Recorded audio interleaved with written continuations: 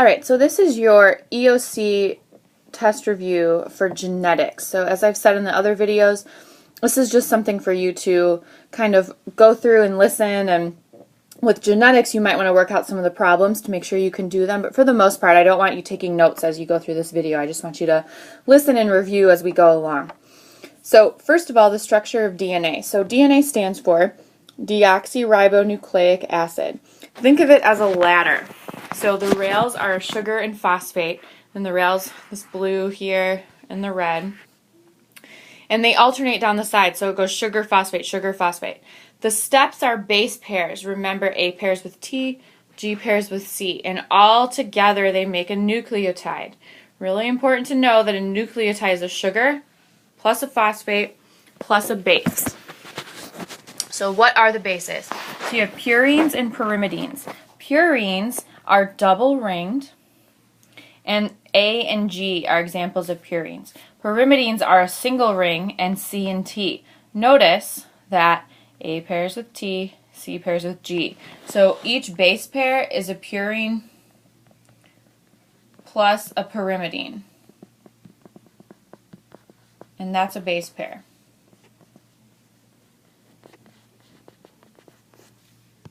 So base pairings, like we said, purine, pyrimidine make a base pairing. Purines are A and G, pyrimidines are C and T. Hydrogen bonds, important to note that these are weak bonds, are what hold the DNA together, but only certain bases can bond together, so A, T, G, and C. So DNA replication. Why does DNA even replicate? Well, during mitosis, each cell has to get equal amounts of DNA, so it has to replicate first before the cell splits. And when does it occur? S phase of interphase. So as a result, you get two identical complementary strands, and of course, they follow base pairing rules, so A and T, G and C. So how does DNA replicate? So each strand has everything needed to make more DNA. Basically, the difference comes in between prokaryotes and eukaryotes. So prokaryotes begin in a single fork, and they continue in both directions until complete. So it's usually just like a loop. Eukaryotes, it's hundreds of places, and it continues in both directions until complete. So if your DNA is all like this, it's going to start in tons of places all along that DNA. That way it can replicate faster. So here's just a summary. This is probably a point where you want to pause the video and just study this diagram. So let's practice. So if we give the complementary strand, so remember it's opposite, so C pairs with G, C pairs with G, G pairs with C, T pairs with A, T pairs with A pairs with T, T pairs with A, G pairs with C. So let's do the next one. T goes with A goes with T, G goes with C, G goes with C, C goes with G, T goes with A goes with T, A goes with T.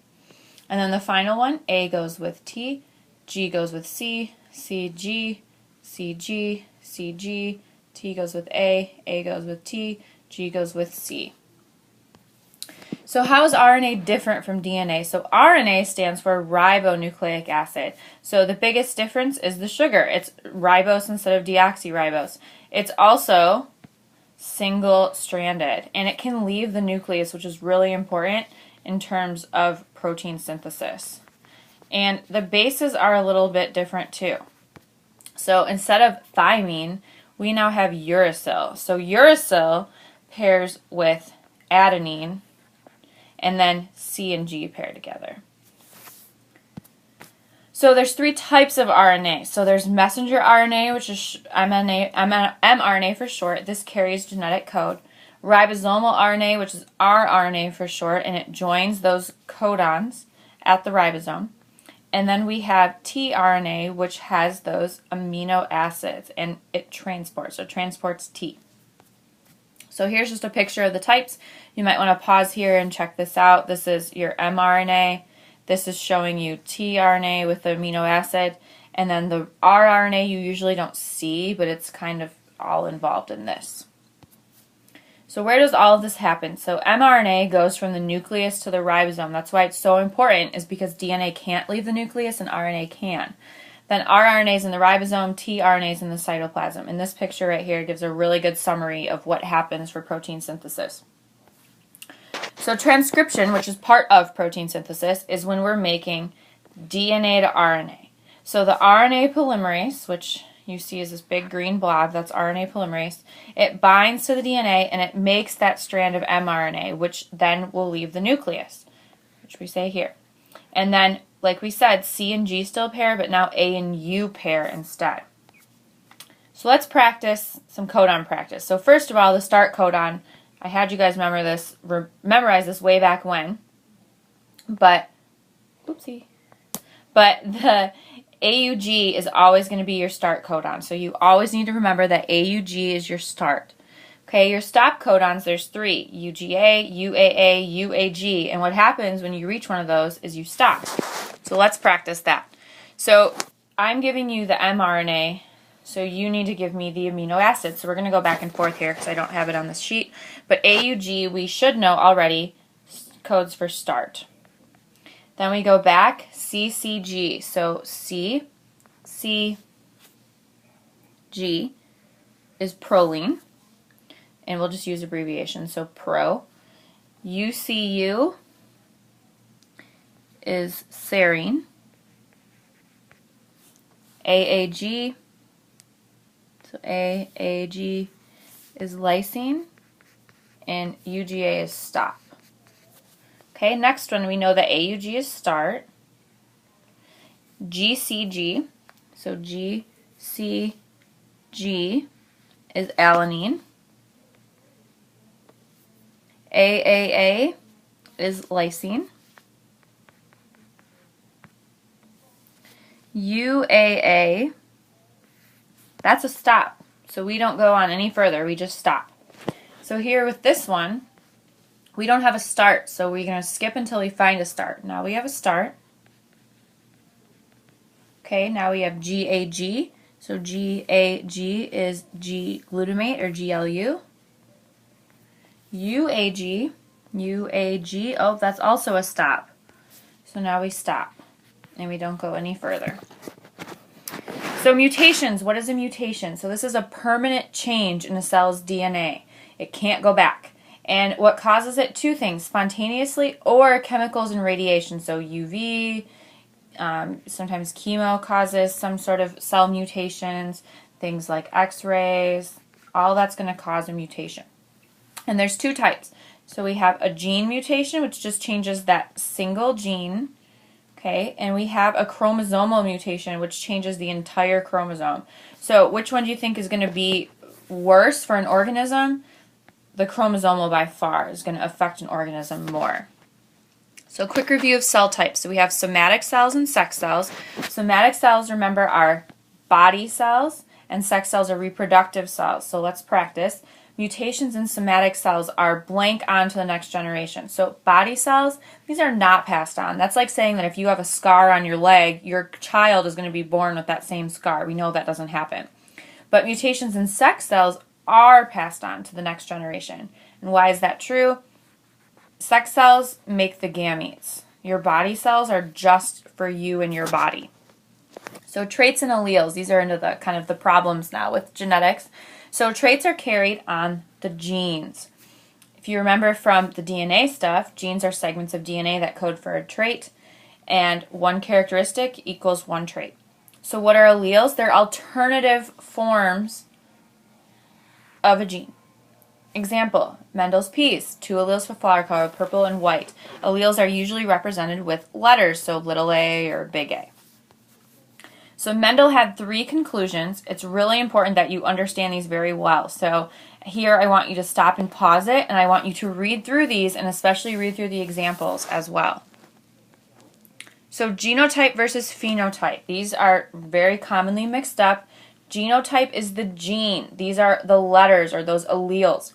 There's 3 types: homozygous dominant, heterozygous, or homozygous recessive. Phenotype is just that physical. Think pheno, physical. All right, let's practice. So a monohybrid cross. So in peas, tall plants are dominant to short plants. Cross 2 heterozygous. So we know that a heterozygous plant looks like that. So if we do a Punnett square,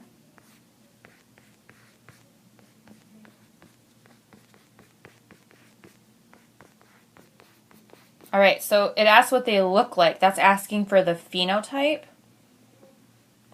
So this one's tall, tall, tall, tall, oh, short. So our phenotype is 3 tall, 1 short. All right, dihybrid crosses. Now some of you freak out when we get to these. You will never have to make a dihybrid cross. The most you'll have to do is fill them in. So I'm not going to do one here, but you need to remember that if you have parents, you need to remember the foiling. So if this is a parent, we foil. So A goes with big B and A goes with little b. Little a goes with big B, little a goes with little b. So your possible gametes are big A, big B, big A, little b, little a, big B, little a, little b.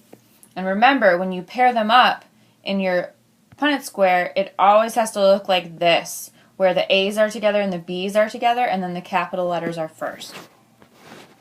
So codominance. So codominance is when there's not a recessive allele.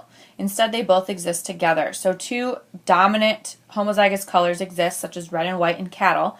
The cross between the 2 is roan. So let's practice. So your neighbor wants a flock of all black chickens. She buys some hens at a feed store. One day she sees a neighbor's white rooster going through her yard. The next day one of her hens is sitting on eggs. What will they look like? So we know that her black chickens are big B for black. And the white rooster is WW for white. So if we cross the rooster with one of her hens, it's going to be the same for every box. So what will they look like? Once again, we're talking phenotype.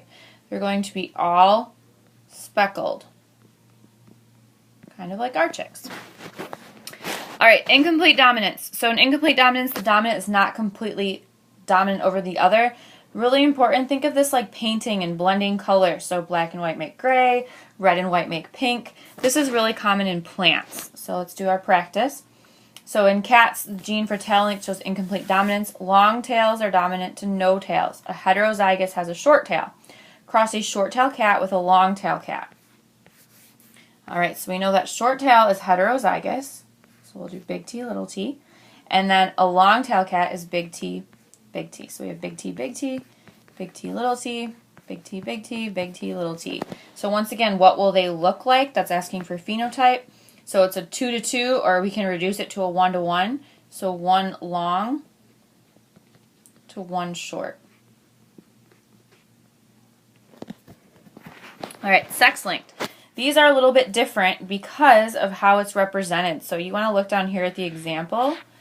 The letters are on the X, and as a result, can males ever be heterozygous? The answer is, if she has a litter of all girls, what will be the phenotypic ratio? So all girls, well, what are the girls? They're calico. So they'll be all calico.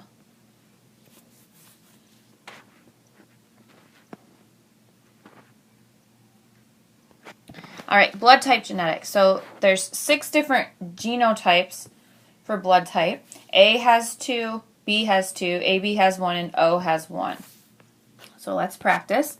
So Jessie has type O blood and Jenna has type AB. What are the possible percentages of their offspring? So type O is going to be little I, and type AB is big IA, big IB. So if we cross them, little I, little I.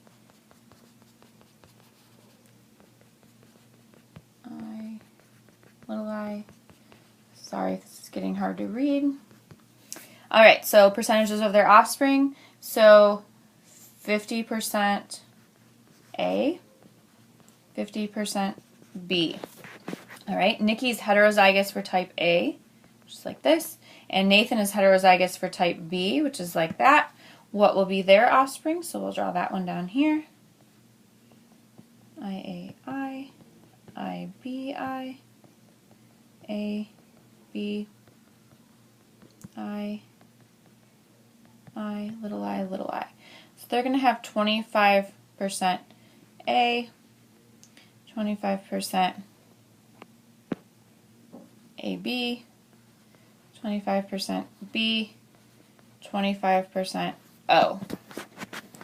All right, and last thing is a sample pedigree. So look this over for a second. Make sure you know that males are square, females are circle.